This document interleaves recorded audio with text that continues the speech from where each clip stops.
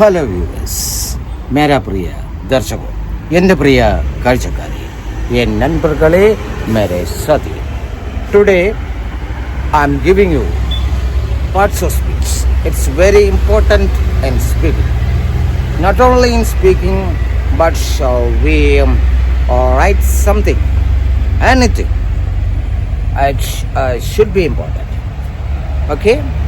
Then look. Parts of speech are 18 numbers. 18 numbers.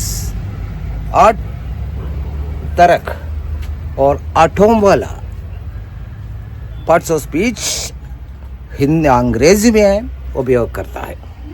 A first one noun.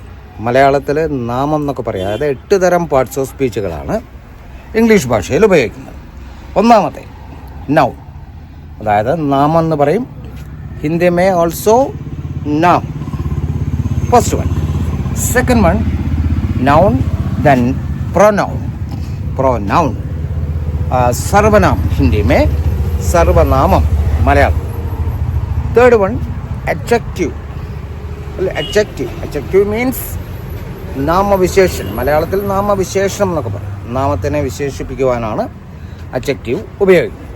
Then next one verb, അല്ലേ, ക്രിയ. ഹിന്ദി മേ also ക്രിയ.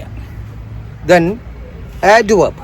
Adverb Hindi മേ ക്രിയാവിശേഷൻ, മലയാളത്തിൽ ക്രിയാവിശേഷണം എന്നൊക്കെ.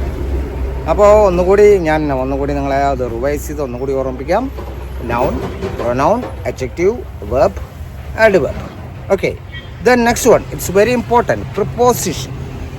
ഹിന്ദി മേ ഗതി. ഗതി എന്ന് പറയും ഹിന്ദി മേ. അപ്പോൾ ഇത്രയായി. Then seventh one conjunction. Then last one interjection.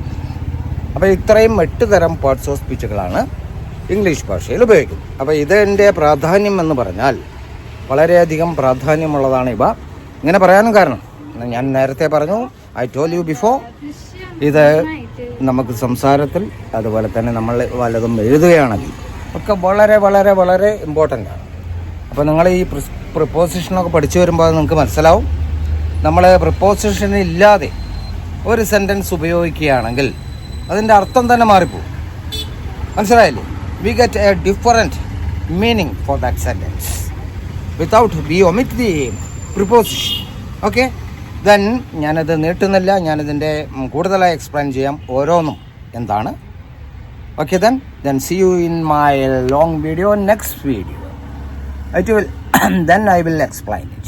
Then don't forget to watch my channels, my YouTube link, Step Up with English, Prakash T.K. Menon. Subscribe it. Otherwise you can get the continuation of the classes. അപ്പോൾ നിങ്ങളത് subscribe ചെയ്യണം. എങ്കിൽ മാത്രമേ നിങ്ങൾക്ക് ക്ലാസ്സിൻ്റെ തുടർച്ച കിട്ടൂ. ഞാനിത് പറയണത് എനിക്കൊരു സബ്സ്ക്രൈബറെ ഉണ്ടാക്കാൻ വേണ്ടി മാത്രമല്ല എന്നുള്ളത് മനസ്സിലാക്കുക.